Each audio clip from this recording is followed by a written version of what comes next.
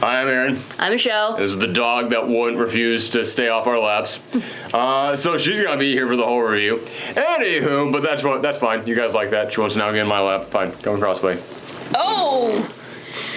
Wow. Getting Daredevil on this thing, huh? To decide, yeah, I'm gonna go for the jump, not the walk. Not paw in front of the other. I want to be on that entire lap now. Anywho, we're not gonna get better opening than that. So just enjoy the puffball there. Sit. Lay down. Yeah. Good dog. There we go. Okay. So, Falcon and Winter Soldier. This is all wonderful lead up to our discussion of the very serious topics within this show.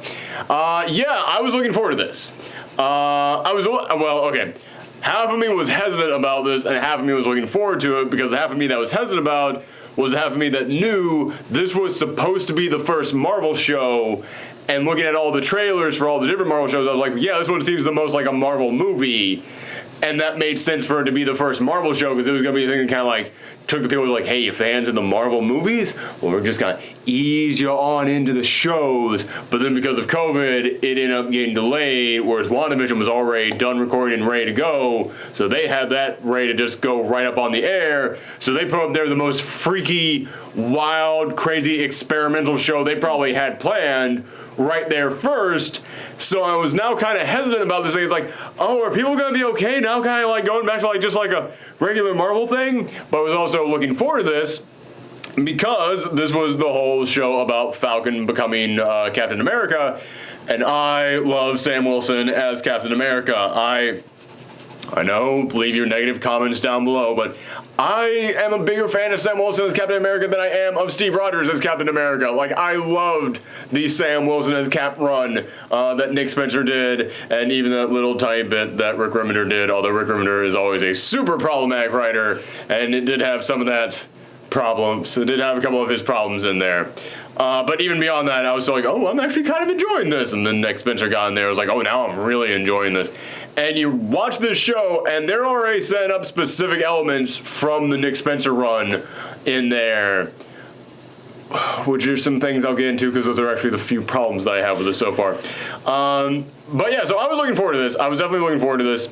And I gotta say, this thing starts off with a big, crazy action sequence. So right off the bat, it lets you know, yeah, this is definitely more like the Marvel stuff than WandaVision. But I'm okay with that. I am okay because we know that this is going to be more action-packed. So I'm glad that I came in here right at the beginning. It was like, there's going to be some action in here. We're not going to have like 7 episodes of existential crises and character exploration, and then there's a giant laser beam going up in the sky and people are flying around shooting laser beams at each other. It's like, no, we let you know right at the beginning what this is going to be. And I think that as far as a first episode setting up the tone of what we can expect from the rest of the series, I think this did a great job. But what about you? How do you feel about this first episode? I did enjoy the big fight in the beginning.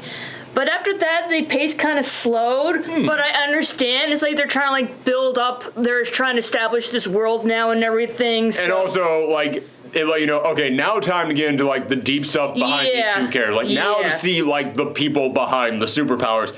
And yeah, I think that in terms of like just showing us who these people are and what they're dealing with, whether it be emotional, psychological, financially, I think that it did a great job of establishing where Bucky and Sam both are at the moment. Because I'll admit, I am definitely drawn more to Sam in here, but they did some great stuff with Bucky in here. You okay, buddy? Want to get all that panting out? All right, good. The dog is here solely so that I have a second to rest my throat, because I do acknowledge I talk a lot during these things. I talk really fast, so it's easy for me to get jumbled up. The dog is here to go like, you have to stop and acknowledge I'm cute right now and rest your throat. Okay, there. Yeah, and also I do think that this first episode had a lot of stuff in it. Yeah. And I am really impressed with how much they were able to squeeze in here because, you know, like with WandaVision, everybody was like, oh, it's going to be this thing, it's going to be this thing, it's going to be this thing. We got to get all these things in there. It's like the show never once promised you it was giving you any of those things. It did give you stuff, but it was mostly a smaller thing that was focusing on like Wanda and Vision, hence the name. This thing, in the first episode, you get a fight scene with Batroc the Leaper. He returned. And that was great to see that guy return, which I'm very glad that with these Marvel shows, like, they're not going to bring a villain back to be the main villain in a movie twice in a row. Like, you got to get different villains in there. But with these shows, like, yeah, we can have them just pop up in here. It's just like with the comics. Batrock's never going to be the main villain, but he can pop up with his own evil plan. He came in there leaping and kicking like he does. Which, by the way, I got to say, I freaking love Sam's new wings. His wings, when they were just like auto shielding around him, I was like, that is so badass. And just the design on them alone, like when they formed that big ass shield, that wasn't just like random metal being put together. Those wings specifically form into like this big badass looking shield with like this awesome design around it. We'll talk about the shield later on. But yeah, so you got Batroc in the beginning. You get Flag Smashers, which I had no idea. Like, I saw the images of people with, like, the hand on their face. I had no idea they were set up like Flag Smashers, which that is like an obscure Captain America villain. But I was like, okay, that's kind of cool. And Flag Smasher's whole thing is they're like, no, there should be no countries. We should all just be one thing. I do kind of like that the blip is what now kind of inspired people to think that. Like, they're basically kind of like the children of Thanos in a weird way, because like Thanos was like, yeah, we'd all be better off if there was only half of us. Then there'd be more resources and everything. But you can only imagine what that would do to world governments here on Earth. And it's like, oh, these are people who like thought that, yeah, all the world governments now being like forced to work together because like they realized we were all in this together. Like, that's a good thing. But now that all the world governments are back, like, well, gotta destroy the world governments. I was like, oh, okay. That's actually like pretty good. Like, that's a good way to set up the Flag Smashers and why it's now like a whole group of people. I am interested in seeing like who the big main Flag Smasher is going to be, because it would be really easy for them to come in here and just, in the comics, Flag Smasher is like one dude. Although it's been like 3 different dudes, but it's one specific character. And they do have like super strength, I believe. Like I said, they're an obscure Captain America villain. So part of me looks at the big main Flag Smasher guy, the guy who was like jumping around with the bags of money and like just kicking people around. I was like, okay, the easy answer is he's one of like the actual main Flag Smashers in the comics. But I am kind of wondering if they're gonna like pull out like, no, he's somebody you've actually heard of and don't have to Wikipedia. Then again, that is like that's another instance of Mephisto. It's Mephisto. It's another instance of like, well, okay, I know you're setting up this thing, but what are you really setting up? And after WandaVision, we all need to stop that. Could it be a mutant? Is it a mutant behind the mask? No. We need to take a break from all the conspiracy theories. Sometimes Flag Smasher is just Flag Smasher. So yeah, they set up that in there. Then at the end of this whole thing, which again, we go full spoilers on these episodes in here. At the end of this thing, they set up U.S. Agent, and man, I mean, I knew that was coming, but the way they set that up, I love that. I love that at the beginning of this thing, it sets up Sam. We knew that the weight of being Captain America was going to be heavy on him. Like, I thought he was going to try it out, fail on a mission, and then he's like, oh, I'm not good enough at this. He never even, like, picks up the shield. He never even, like, decides to become Captain America, because he's just like, it's not for me, and it's not for anyone. His whole thing is, it is not for anyone, so I'm going to turn this shield in to the government, because like they'll be able to take care of this thing, make sure that nobody takes it, and then immediately they turn around on his ass and it's like, yeah, no, it's now this guy's. We're going to give it to this random dude. Do you know, who do you think the random dude is? Oh, it's U.S. Agent. It's a guy from the comics. Oh, okay. In the comics, there was a moment in which Captain America was like, I'm done being Captain America, which he's done that a lot of times. Any time in which America does some really nasty shit in real life, they have Captain America in the comics go, I'm fed up with this, and throws down the shield. And there was a time in the comics in which they're like, well, we need someone to be Captain America. And it's basically, the internet has now come to refer to U.S. Agent as MAGA Cap. Because he is right-wing Cap. He is the, like, oh, you liberals and your SJWs, oh, it's ruining everything. It's like, that's kind of what, yeah, that's what U.S. Agent is. But he is also, like, he does go out there and save the day. He does actually help people, so he's not, like, he's not a villain or anything. He's just an asshole. Because I never read the comics or anything, so yes. I assumed that the new Captain America was like the same guy who was like behind the Flag Smashers. That if you have not read the comics, it is an easy, like, it's gotta be those two. Like, I've even read the comics, and even in my mind, I'm like, I have a real feeling they're gonna, like, that would be the, like, just speaking from like a story structure standpoint, that's the obvious thing to do. Like, even I, as someone who's read the comics, is like, yeah, I would not be shocked if they ended up doing that. I wouldn't be shocked at all if they end up doing that. But no, yeah, I think it's just going to be the U.S. agent from the comics. That moment in there in which they turn on the news and they see that, the look on Sam's face of like, I fucked up. But not even in like he's not even mad about, because he knows it's like, yeah, I could have chosen not to turn that shield in. Cap gave it to me. He said, here, this is yours. I trust you with it. And now some complete stranger is running around with it because he didn't do what Cap told him to do, because he didn't feel he was worthy for it. And now a random guy Cap never even knew is carrying this thing around. Yeah, man, you gotta imagine how soul crushing that must be. And man, Anthony Mackie was really pulling it off in that scene. That's one thing that I gotta say about Mackie's performance in this. I do think there are moments where Mackie's kind of like by himself, where he's like, yeah, he's a little bit okay. But Mackie's greatest strength has always been whenever he is interacting with other people. And yeah, like the moments between him and his sister, the moments between him and the banker, like any interactions he has with anyone is great. Like he has got amazing charisma when he actually like bounces off of other people, which is what makes me so happy that this is, Falcon and Winter Soldier. And not just Falcon. Yeah, because my favorite, man, I freaking love in Civil War when the two of them are just like hating each other's guts. That's some of my favorite stuff in that entire movie is the interactions between Falcon and Winter Soldier. And I'm hoping that we get a lot more of that. But yeah, and I really enjoyed his sister in here too. And like I said, the entire kind of point of this is to show like how much people are struggling. And I think that's also meant to kind of be like a metaphor. Like, this is one of the slight problems that I already have with this show, but it's more of like, not a problem, it's a concern for what they could do later on, because I want this show to be bold. I want this show to get really freaking bold and not be afraid to say like some big messages in there. Like, I want this to be like a Black Panther level of like, we are going to turn to the audience and say some messages to them. And I kind of have a fear right now that they're only going to get close. Like, they're going to get right up to that border, and they're like, nah, but you know what we're trying to say. And so, yeah, but I kind of want you to actually do it. No, you can't cross the border into Libya. Yeah. Oh, yeah. Marvel, you're getting too close. I'm actually making a message in here. Pull back. Yeah, and I'm kind of having that concern. Again, it's the first episode. They could absolutely end up going and getting, really serious with this stuff. But there are a couple things in here that kind of have me be like, I'm a little bit nervous right now. And I do feel like this is trying to make messages about, the poor way that soldiers get treated when they return back home, not just by, not by so much by random other citizens, but just by their own government themselves.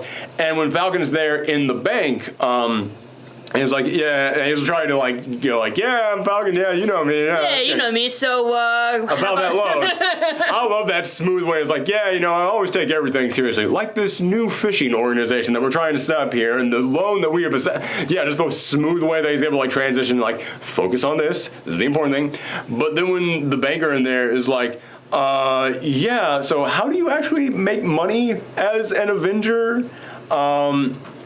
And he's like, well, we mostly rely on, goodwill of other people. And I've seen a lot of people like, the Avengers don't get paid for what they did. It's like, brother, I know what they're actually trying to make a message about in here. This is yeah, a lot of people are like, I can't believe that Tony Stark would do that. It's like, this isn't about Tony Stark. This is about, soldiers who return home and then, they can't afford to, buy things anymore. They don't get all that stuff that they thought they were going to be able to get from the government when they return home. And there is that moment in which he does, this is the closest they get to actually making a message about that, is when he says, I know for a fact that we qualify for an SBA loan, which that's an actual, because Falcon is with the military. He's with the Air Force. So the SBA is an actual thing. And he's like, I do know that we qualify for an SBA loan. And he's like, yeah, under the old rules, but now with the blip and 1 billion people returning back to life, we've had to tighten things up. And in my mind, I was like, you don't need the big cosmic, Jim finger snap as an excuse for why, I was promised this thing for the services that I provide for the government, and now I'm not getting. You don't need a big explanation for that. I mean, hell, you're a veteran and you get SBA loans for college, and we can tell you for a fact they don't give you as much as they tell you they're going to give you. They give you about maybe like a third of what they had promised they were going to give you. And I know there's going to be people out there saying, "Oh, but the government spends so much money on military." It's like, weapons, not to take care of their soldiers. There's a couple $1 trillion jets that have never left the ground, and we're now building new $1 trillion jets to replace them. And I do feel like that's what that is supposed to be. But again, it's kind of a metaphor. And like, I'm fine with metaphors, especially in superhero stuff. Superhero stuff and metaphors is great. But there are those moments where, but I can't help it. I'm still just kind of like, just go like that one step further, man. Just like that one little step. And it's like, but the thing is, they actually do use like the army in here. They have like army uniforms. They do have like army jeeps in here. And here's something I don't think a lot of people know. If you have army stuff in your movie, you're not allowed to have it in your movie unless the army actually approves the script. So I'm like, I know they're not going to get as far as I want them to go. It's all going to have to be a metaphor. That's what this whole thing we're going to have to just like set and sell for being a metaphor, because like no way is the army signing off on like, yeah, you can have us have your film what you talk about, like, you know, stuff that we've done. Yeah, totally. It's like, no, they're going to have to like cut off there at the end. And this brings me to the one big problem I have as a fan of the comics, is that they introduce a character in here, Joaquin Torres, and he is like Sam's army buddy in here. He's the little guy who's like, "Hey, Sam, can I get follow you with it?" Yeah, like he's that guy. He's the guy who investigates the Flag Smashers in here, and I like him. He's got good chemistry. Him and Sam have a good rapport in there. In the comics, Joaquin Torres, when Sam became Captain America, he became the new Falcon. And I enjoyed him in the comics. Again, in the comics, him and Sam had a good rapport. They were two very different characters, and it was a lot of fun watching them bounce off each other. But in the comics, Joaquin Torres is a Mexican immigrant who he came to America when he was a child, and now as an adult, he actually helps other immigrants to cross the border.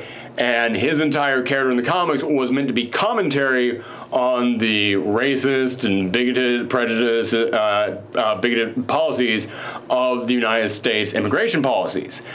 He was basically meant to be a walking symbol of criticisms of American government policies, and now they've made him army guy. So in other words, they have now made him like, yeah, isn't the United States government kind of great? And I was like, that's kind of gross. That's honestly really gross the more I think about that. Like, you took a character who the entire point of his character was to make commentary about the U.S. government to now be a sponsor of the United States government. It's like, it reminds me of like when Captain Marvel first was in theaters, and they had like all these like sponsors for the Air Force. They had actual like female recruiters going to movie theaters of like, "Hi, did you just see that movie? Would you like to sign up for this?" Like, yeah, it's really kind of gross at times. But here's the thing: Captain Marvel was in the Air Force, and she is a major, like, if you read the comics, she's like, "I love the Air Force. I serve the United States government, and I care about that, and that's very important to me." Joaquin Torres' entire character is "fuck the government." And now I'm like, wow, that's the guy you decide to turn into the, like, yeah, the United States government has been tracking these guys, and I'm here to try and help that, and I'm here on you. And I was like, oh, man, it is really kind of gross to me when I stop and think about that.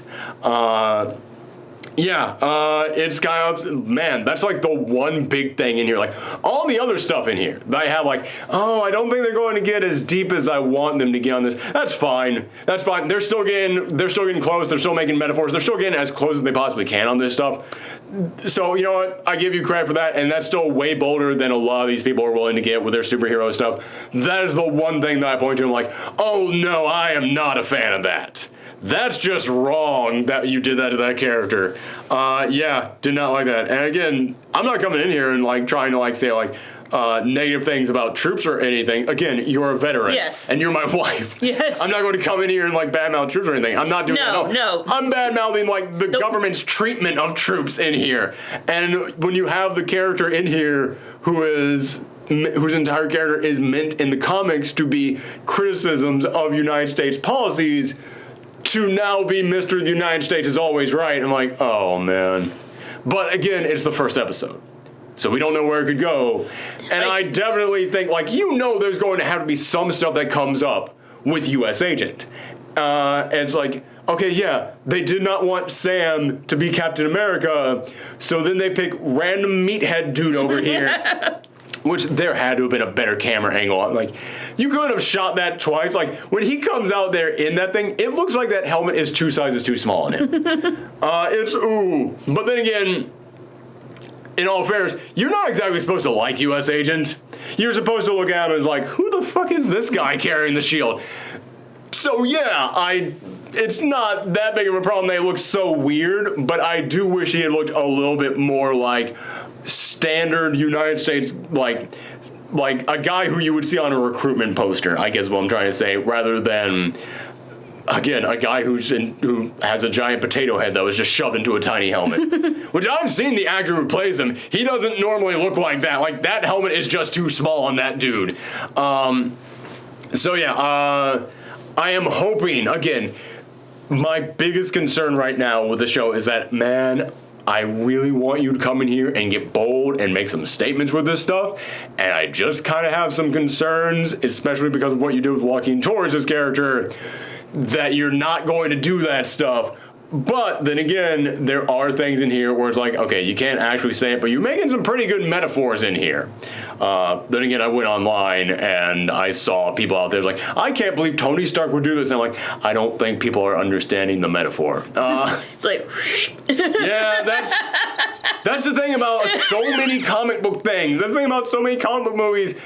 They're loaded with metaphors, and man, they always go over people's heads. Like, fine. Thor Ragnarok was just a bunch of silly jokes for 2 hours. Like, it was actually an entire message about colonialization, but sure, whatever. It's like you literally have to like sit them down. It's like, okay, this is what this is about. What do you think where do you think that throne came from?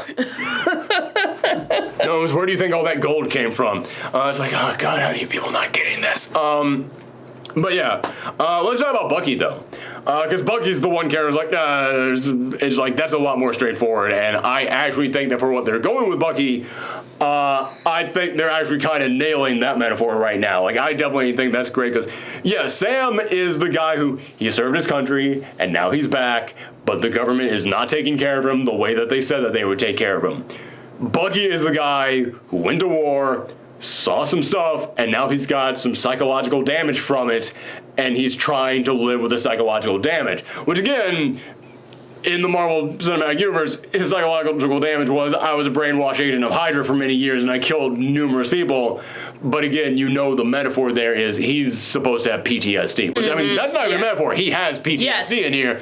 But he's supposed to be a metaphor for soldiers who return home, and they have PTSD. And yeah, I love that is what they're trying to do with his character. And so far, I think they're establishing it well. I love the whole thing with him and Yuri in there. And I'll admit, I did not get what that actually was, like what their connection actually was, until like maybe 2 minutes before it was revealed. I thought that because Yuri was so old, and they keep talking about Bucky being 106 years old, I thought it was going to be like Yuri's like the one guy he knew from World War II who's still alive. That's what I thought it was supposed to be, but man, the reveal that, no, Bucky's going around, he's trying to make amends for the things that he did as Winter Soldier. That's how he's going to be able to heal and be able to move past it. And then it's revealed, oh, the guy he was having the nightmare, the flashbacks about murdering was the son of yours. Like, oh, wow. That is heavy. Also, I love the way that they shoot the scenes with Bucky. It almost feels like these two guys, I wonder how this is going to be when the two of them actually get together. Yeah, that'd be interesting. Because it almost feels like the Sam Wilson scenes and the Bucky scenes have two totally different directors, because they're just shot completely differently. Like, the Sam scenes are a lot sunnier, they're a lot brighter, they feel like they're taking place outside. All of the Bucky scenes are dimly lit. Dimly lit. They're all blue. They have a very dark blue coating to the entire thing. Like a lot of his scenes like take place inside. Yes. So. Oh yeah. That is absolutely like a great thing to point out. Like, what are the Bucky scenes that we see? We see him in his apartment at the therapist, inside, like even when he goes outside and he sees Yuri in that scene, Yeah, like he immediately goes into an alleyway. Yes. Into the shadows in the alleyway. Then we see him like in the restaurant inside of. Like, is that supposed to be like symbolic of him feeling trapped? Oh, I definitely think it does. I definitely do, like he feels like he has walls around him at all times. I mean, heck, when you talk about like the PTSD that he's suffering from, was a very small detail, but I love that when you see him in the apartment, he does not have a bed. Because you know, like, he hasn't slept on, like, a comfortable bed in 90 years.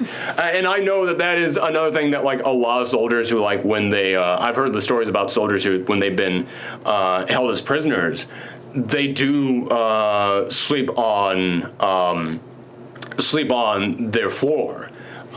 This isn't obviously for everyone, but these are stories that I have heard about some soldiers who, when they return from being imprisoned or just, you know, just from being in war in general and not being able to, and having to sleep in cots, when they get home, they will sleep on the floor because it's a lot closer to like what they had to sleep on for years than big, soft, comfy bed. So it's a very small detail, that one shot that you see, but I thought was a great thing to throw in there.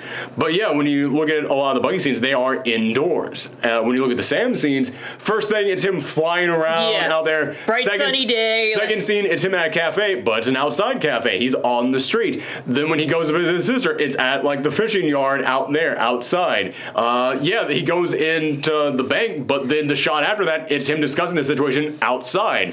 I think it's great how they shot those two things. Yes, and I noticed another thing, like with Sam, like he's like interacting with his environment, so it's like it feels warm and friendly and everything. With Bucky, he's just like he's always active. He's always doing stuff. Sam, you're right. Like he's cooking in there. Yeah, when he goes to the fishing yard, with the Bucky, he's like standing there, and like the world is like spinning. Like he feels so awkward, and there's that moment like people have been laughing at, but it says a lot about his character. Like Sam, you see him there at the fishing yard, like he's going around, he's talking, he's patting everybody on the shoulders, he's picking up random stuff from people. Bucky goes in there, sits down in the restaurant, and you just see the cat with the paw going, and he reaches out to try and stop it. And like people have laughed, like, it's a funny little joke in there. It's like, it's kind of like he's just nervous about things moving around him. Like, you can look at it and be like, that's funny, but it's like, yeah, it's also saying a lot about his character. Like, he does not like things around him. He hasn't been properly socialized in a long time. Yes, indeed. And I loved it. I thought that was great. So yeah, the way that they have set them up, it's incredible to me how well they have shot them differently. How they have established two completely different tones, which makes me go, all right, what is this going to be like when the two of you actually get together? Is that going to be a completely different tone in there? I really, man, as far as like just how this thing is shot, I think this thing is nailing it. I think they're doing a great job. Like I said, my only concern so far is just I'm just afraid they're not going to be able to go as far as I want them to. And I'm fine with metaphors, but I feel like they're going to get to that point where they're going to be like, and we're about to make the big message, but we didn't get the approval to make that big message, so we're going to pull back on that thing. And honestly, a lot of it does just come down to walking towards. But they do still make some solid messages in here. I am like, okay, you are giving me enough that I'm optimistic, but you're also giving me enough that I'm hesitant. So I'm kind of like 50-50 on that. But just speaking in terms of like the character work that they do with Sam and Bucky, I think it's great. I think that the way they're portraying like what it's like to come home after this horrible thing has happened, after they've been out, at war, for lack of a better term. I think that the way they're portraying that is incredibly well done. I think the way that's shot is great. The action's really good, but then we only get that one scene of action in there. Aside from like the little thing with the flag smashers in there, but I love that the in-person stuff, like the actual like human parts of the show, are so big and such a huge part of this entire thing. Also, one small thing, and this is just me being a comic book nerd here, I really like that Red Wing now has a personality. Because in the comics, Red Wing is an actual Falcon. Yeah. It's like an actual Falcon that is Sam's pet, and the two of them are partners. But in here, I understand they're like, yeah, it's too goofy that Sam just has a pet Falcon that goes on missions with him. I understand that. I do wish that they would give him a little bit of his bird powers that he has in the comics. Because in the comics, Sam has Aquaman's powers, but just with birds. Like, he can telepathically control birds, but also he can see through birds' eyes. So if he needs to find someone, he just kind of like does the telepathic thing, and it's like, yeah, they're on the corner of this. There's a pigeon there watching them right now. That's kind of a badass power and would be really helpful. I kind of wish they would give him a little bit of something like that. So like maybe like goggles that would give him like Falcon vision. Like when he's flying in the air, he'll be able to like zoom in on what's on the ground. I am hoping they do a thing where you see when he's Falcon, he's got the goggles on. Yeah. I'm hoping they do a thing where he can sync up with Red Wing and he can see through Red Wing. Oh yeah. Just something like that. It just worked very well. But when Red Wing appeared in Civil War, it was just like a little tiny drone thing that flew around. Here, it's actually now like designed to look like a Falcon, kind of, but also like Falcon talks to him and like kind of like cares about this little robot thing. Like, all right, they kind of have a little bit of a rapport going now. But also when Red Wing is out there now, it now makes like a little like sounds. It's like BB-8 from Star Wars. Kind of is like BB-8. And I know some people are gonna be like, well, they're just doing that to make it cute, so that will be marketable. It also now gives it a personality, so it feels more like a living thing. You know, like Red Wing from the comics.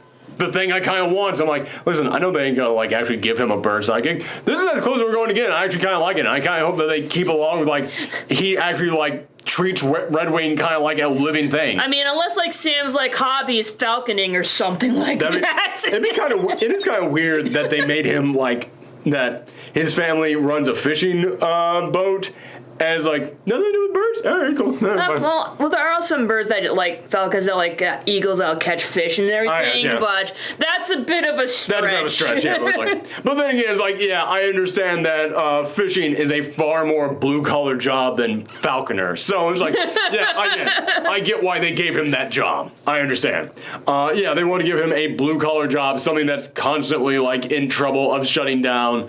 And also, one thing that I have enjoyed so far about this, and also about WandaVision, is showing like the ramifications of people coming back, of what it's like for people to now suddenly return.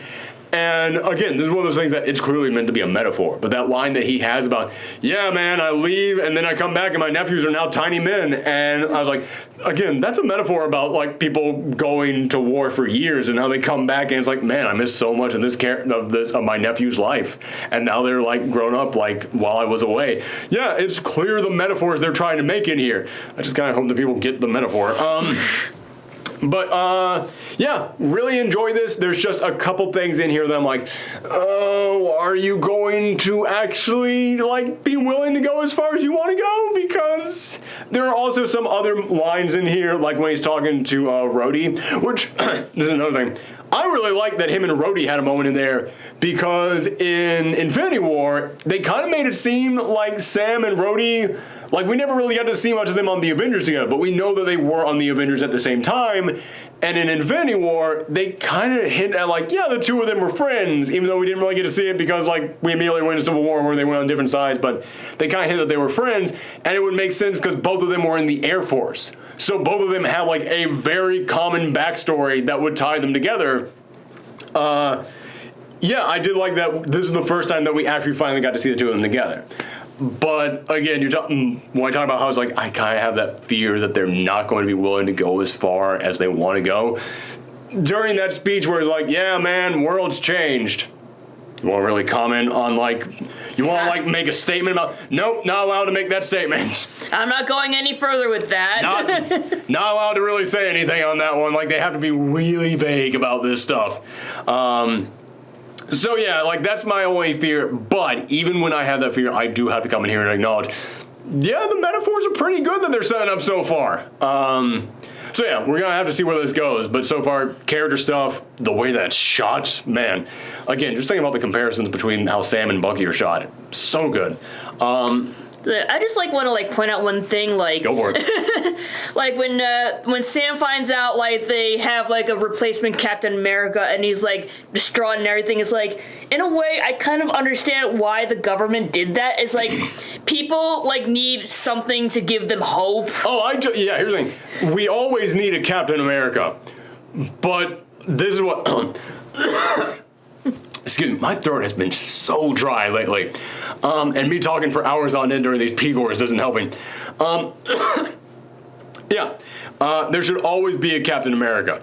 But not literally.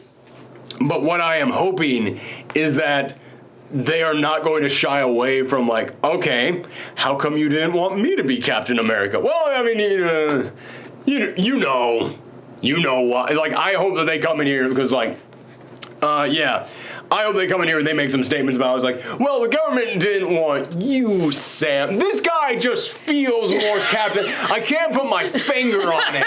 He just feels more Captain America. He just like, looks, feels like. It's just, I don't know, the big potato head, I guess. Just something about, like, I'm hoping they actually, like, get into, like, yeah, there's some discrimination going on in here. There's some, like,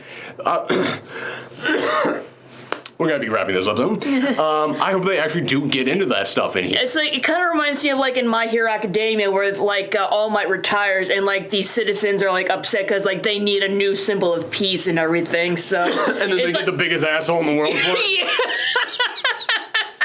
Same thing here. I know U.S. Agent. He's the Endeavor of Marvel Comics. Yeah. One day we will review My Hero Academia, I swear. Just we're waiting for the new seasons to come out and everything. Man, you want to talk about a thing that does metaphors that go over people's heads. Yeah, maybe like right before the next season, we'll review that. Because I have people constantly on. I have people who every single week when a new issue of the manga comes out, they contact me and are like, okay, are you still enjoying this that much? Yes, I'm still. It didn't change. It's just everybody be cool. I still like this thing just because I'm not talking about nonstop. Although I could. There was literally a time in which I was thinking about making a weekly My Hero Academia show on this channel just because I was like, it really is that good. Maybe we'll do that in Jujutsu Kaisen all at the same time because that show's really good too. Anyway, we're not talking about that. We're talking about comic shows, not animes. Not comic mangas. But yeah, again, like, I'm hoping they really get into the stuff with U.S. Agent in there. But also, like, this was the big thing from the comics, is that Captain America, sorry, I need to clarify that when I say Captain America, most people think I'm talking about Steve Rogers. When Sam Wilson was Captain America, everybody, like, the idea was that the public hated him. Like, every time they went flying out, people were, like, yelling out at him, "You're not my Captain America, give back the shield," and there's, like, a lot of good stuff about that. And I was hoping they would get into that, and we've seen, like, one shot in the trailers for the show of U.S. Agent running out in the middle of a football game and everybody just cheering like crazy. Again, I am hoping that, like, again, you read the comics and you're like, you know why people are mad at Sam specifically being Captain America. I am hoping that this show is willing to get bold enough with those statements. I'm hoping that they're willing to not back down from that. That's all I'm saying. Like, I have a question. It's like, go for it. Like, there was a joke, a throwaway joke, is like, oh, there's a rumor that Captain America went to the moon. Is that like a reference to something that happened in the comics? Quite possibly. Honestly, one thing that I was thinking is that in the Avengers game that came out last year, Captain America is supposed to be dead, but then it's revealed he's actually been kept alive on a satellite for like 5 years. I don't think it's a reference to that because nobody wants to reference the Avengers game. But I won't lie, I was scrolling through my mental Rolodex of like, was Captain America ever like hidden on the moon somewhere? I was like, oh, what? Well, I can't think of anything, but I'm sure it happened at some point in time. Yeah, I'm sure it was probably referenced at some point to something. I do know that Nick Fury disappeared for a while and was hitting up on the moon, so maybe that, but I don't know. But yeah, any other thing you want to talk about with this? No, that's pretty much it. Yeah, I think we went for a good long while on this. I didn't actually think we were going to get this long, but never underestimate my ability to just yammer on and on. But that's it. We are going to start doing this weekly like we did with WandaVision because I tend to always have a lot of stuff to say about every episode of these shows. And it is good, easy content. You know, while I'm busy working on bigger things, this is good stuff for me to put out there right now. You guys seem to enjoy it. So yeah, we will return next week for that. And also come back tomorrow because this weekend we reviewed Falcon and Winter Soldier and we reviewed the Snyder Justice League. And I ended up enjoying both those. And I knew people on Twitter were like, oh, you're going to hate one of these two, right? You're going to be mad. So to make it up to you guys, we'll be reviewing a thing that I have less than positive things to say about. Because I know you guys like that. And it's been a while. It's been a while since I went on a little bit of a tangent about something. So come back for that. Hey, car outside. Thank you. Had to squeeze in one of those. Bye. Bye.